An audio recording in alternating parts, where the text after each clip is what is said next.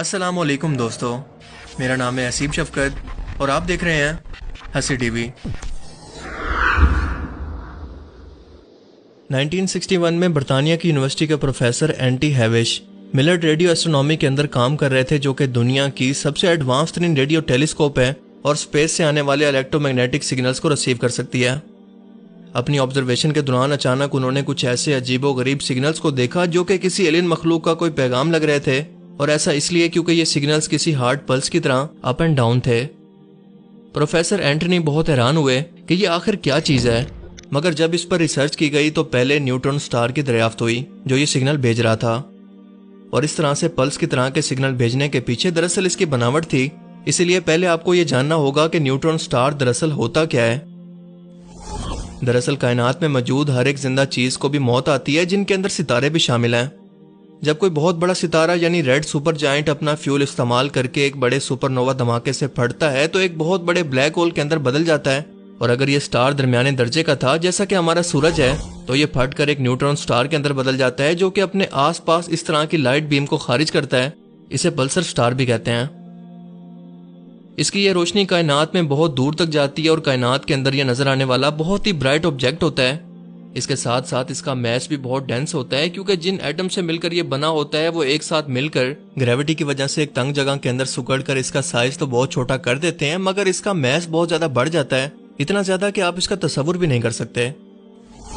फर्ज करें एक न्यूट्रॉन स्टार का एरिया सिर्फ 30 किलोमीटर है, तो सिर्फ इस 30 किलोमीटर के एरिया के अंदर इसका मैस हमारे सूरज के बराबर होगा।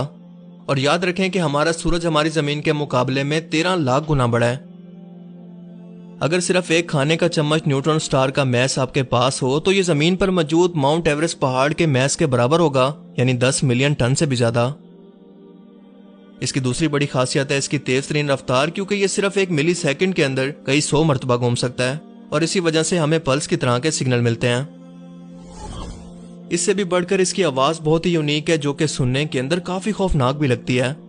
स्पेस में क्योंकि साउंड वेव ट्रेवल नहीं कर सकती, क्योंकि इनके लिए कोई मीडियम मौजूद नहीं है, लेकिन कुछ इंस्ट्रूमेंट्स की मदद से इन इलेक्ट्रोमैग्नेटिक वेव्स को जब साउंड वेव्स के अंदर बदला गया तो हमें इस पल्सर स्टार की कुछ ऐसी आवाजें सुनने को मिली जो आपके होश उड़ा देंगी।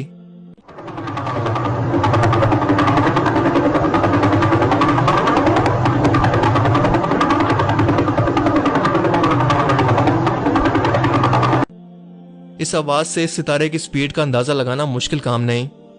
और इसकी आवाज ऐसी है जैसे कोई मुसलसल दरवाजे पर जरब लगा रहा हो, और इसी वजह से इसका नाम पल्सर स्टार रखा गया, जो कि लैटिन वर्ड है और इसका मतलब है लगातार आवाज पैदा करने वाला।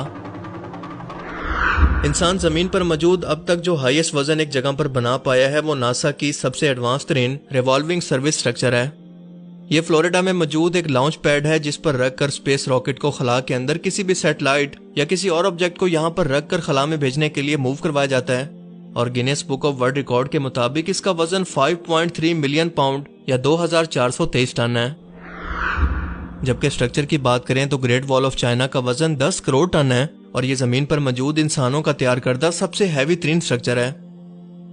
जमीन पर रहकर हम इन तमाम स्ट्रक्चर के अंदर एक कमी देखते हैं, और वो ये है कि जितने बड़े वजन की चीजें हम जमीन पर देखेंगे इसका साइज भी इतना ही बढ़ता जाएगा। पर अगर हमें किसी ऐसी चीज की तलाश हो जिसका साइज तो इंतहाई कम हो पर इसका मैस हद से ज्यादा हो, तो यकीनन हम वापस न्यूट्रॉन स्टार की तरफ लौट कर आएंगे। इंसानों ने यूनिवर्स के अंदर इस तरह का स्ट्रक्चर ना पहले कभी देखा था, बल्कि इसके बारे में तस्वुर करना भी मुश्किल था।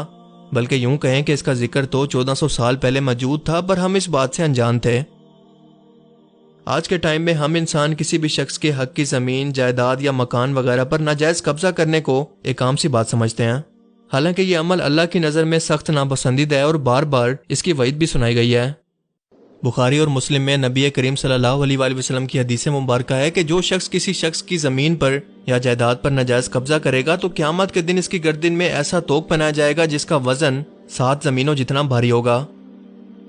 अब अगर आज से 1400 साल पहले सहाबा कराम इस हदीस की लॉजिक और इसका सबूत ढूंढने की कोशिश करते तो शायद इस बात को कभी भी नहीं समझ पाते कि कैसे एक इंसान के गले के अंदर इतना भारी तोक डाला जा सकता है जो कि साइज के अंदर इतना हो कि इसकी गर्दन तक आ जाए, मगर इतना भारी हो कि इसका वजन 7 जमीनों के बराबर हो और इसकी वजह से वो हिल भी न सके। इसे समझने के लिए उन्हें भी 1960 की दिहाई तक का इंतजार करना पड़ता जब इंसानों को पहली बार न्यूट्रॉन स्टार के बारे में पता चले। ये तो सिर्फ शुरुआत है। پہلے تو انسانوں کے لیے ایسا کوئی آبجیکٹ تصور کرنا ممکن ہی نہیں تھا، پر آج کی سائنس نے ہماری یہ مشکل کچھ ایسے آسان کر دیا ہے کہ سائنٹسٹ کے مطابق بلیک ہولز میں پائے جانے والا میٹر اتنا ڈینس ہوتا ہے کہ اس کا صرف ایک چمچ ایک پوری زمین کے وزن کے برابر ہے۔ اللہ اکبر! قیامت کے دن وہ شخص اس توق کی وجہ سے چل نہیں پائے گا، اور یہ اس کے باقی گناہوں سے ہٹ کر صرف اس چیز کا عذاب ہوگا جو کہ اس نے دنیا کے اندر لوگوں کی زمینوں پر ناجائز اور ناحق قبضہ کیا۔ کیونکہ دنیا کی عدالت سے تو شاید وہ بچ جائے، لیکن اللہ کی عدالت کے اندر اس کا یہی عذاب ہے۔ یہ اللہ کا انصاف ہے اس شخص کے لیے۔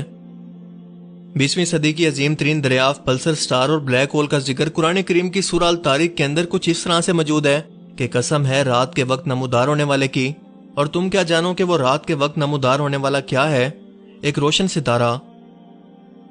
پلسر سٹار کی بے انتہا نارتھ اور ساؤتھ پول کی روشنی جو کہ اندھیرے کے اندر دور دور تک جاتی ہے اور اسے ایک چمکتے ہوئے ستارے کی طرح کائنات میں واضح طور پر دکھاتی ہے، یا پھر رات کے وقت نمودار ہونے والا بلیک ہول جو کہ اپنی شدید ترین گریوٹی کی وجہ سے روشنی کو بھی نگل لیتا ہے، اور جہاں پر یہ موجود ہوں وہاں پر دور دور تک صرف اندھیرا ہوتا ہے۔ یہ دونوں خاصیتیں اس آیت مبارکہ پر پوری اترتی ہیں، اور پھر حدیث مبارکہ کے اندر اس کا واضح طور پر دو ٹوک ذکر ان کی بناوٹ کو بیان کرتا ہے۔ کیا آج 21ویں صدی کی ٹیکنالوجی میں جدید ترین ٹیلیسکوپ کی مدد کے بغیر کوئی انسان عرب کے صحرا کے اندر 1400 سال پہلے یہ باتیں جان سکتا ہے؟ یہ سب کچھ وہی ذات جانتی ہے جو کہ اس کائنات کو پیدا کرنے والی اس کی خالق اور مالک ہے، اور وہ کسی چیز سے غافل نہیں۔ انسانوں کو اب تک لگتا تھا کہ ایٹم دنیا و کائنات کے اندر کسی بھی چیز کی اکائی ہے، یعنی ایٹم سے مل کر دنیا و کائنات کی ہر چیز بنی ہے، اس سے چھوٹا کچھ نہیں ہوتا۔ پر ایٹم کے سٹرکچر کا معائنہ کرنے کے بعد یہ پتا چلا کہ اس کے اندر بھی کوارکس اور اس سے بھی چھوٹے پارٹیکلز موجود ہیں جن کا نام ہے سٹرنگز، یعنی نظر آنے والی ہر زندہ اور بے جان چیز اسی بنیادی اکائی سے مل کر بنی ہے، اور یہ سٹرنگ یعنی دھاگے ہر وقت وائبریٹ کرتے رہتے ہیں جس کی وجہ سے اس چیز کا وجود برقرار رہتا ہے۔ جبکہ سورہ النساء آیت 49 کے اندر اللہ پاک فرماتا ہے کہ کیا تم نے ان لوگوں کو نہیں دیکھا جو کہ خود کو پاک کہتے ہیں پر ہے نہیں، اور اللہ جس کو چاہتا ہے پاک کر دیتا ہے، اور ان لوگوں پر دھاگے کے برابر بھی ظلم نہیں ہوگا۔ یعنی اللہ پاک اس آیت مبارکہ کے اندر انسانوں کو مثال دے کر یہ سمجھا رہے ہیں کہ کائنات کے چھوٹے سے چھوٹے سٹرکچر یعنی سٹرنگ یا دھاگے کے برابر بھی کسی انسان سے ناانصافی اور ظلم اللہ تعالیٰ نہ دنیا میں کرے گا اور نہ ہی آخرت میں۔ کیا یہ چیز ہمیں خالق کی ذات کی موجودگی کو ثابت کرنے کے لیے کافی نہیں ہے؟ سورہ الزمر کی آیت 61 کے اندر اللہ پاک فرماتا ہے کہ ان لوگوں نے اللہ کی قدر ہی نہیں کی جیسا کہ اس کی قدر کرنے کا حق تھا، اور اس کی بڑائی کا یہ حال ہے کہ قیامت کے دن زمین اس کی مٹھی میں ہوگی اور تمام آسمان اس کے سیدھے ہاتھ میں ہوں گے۔ یاد رکھیں کہ آج کی سائنس ہمیں یہ بتاتی ہے کہ یونیورس جسے ہم دیکھتے ہیں کپڑے کی طرح ہے جو کہ بالکل سیدھا ہے۔ یہ اسپیس کا کپڑا جو کہ بالکل سیدھا ہے، اگر اس کے اندر کسی ہیوی آبجیکٹ کو رکھا جائے تو اس کے کرو کی وجہ سے جو چیز پیدا ہوتی ہے اسے گریوٹی کہتے ہیں، جیسا کہ آپ ویڈیو کی اسکرین پر اس کا ڈیمو دیکھ سکتے ہیں۔ اور اسی گریوٹی کی وجہ سے کوئی بھی آبجیکٹ اپنے آس پاس کی چیزوں کو کھینچ کر رکھتا ہے، انہیں کنٹرول کرتا ہے، اور جتنا بڑا آبجیکٹ ہوگا اس کی گریوٹی بھی اتنی زیادہ ہوگی، لیکن ایک وقت ایسا آئے گا جب اس خلا کو یا اسپیس کو لپیٹ کر ایک نقطے میں واپس کر دیا جائے گا جہاں سے اس کی شروعات ہوئی۔ کیونکہ بگ بینگ کے بعد سے جب سے یہ دھماکہ ہوا اس کا اثر ابھی تک باقی ہے، اور جیسے یہ دھماکے کا اثر مکمل ہوگا ویسے ہی کائنات کی واپسی کا عمل شروع ہو جائے گا، بالکل ایک غبارے کی طرح جو ہوا نکلنے کے بعد واپس آتا ہے۔ اور اسی لیے قیامت کے روز یہ تمام آسمان اللہ کے سیدھے ہاتھ میں اور زمین اس کی مٹھی میں ہوگی، اور یہی ہے اللہ اکبر کا اصل مطلب۔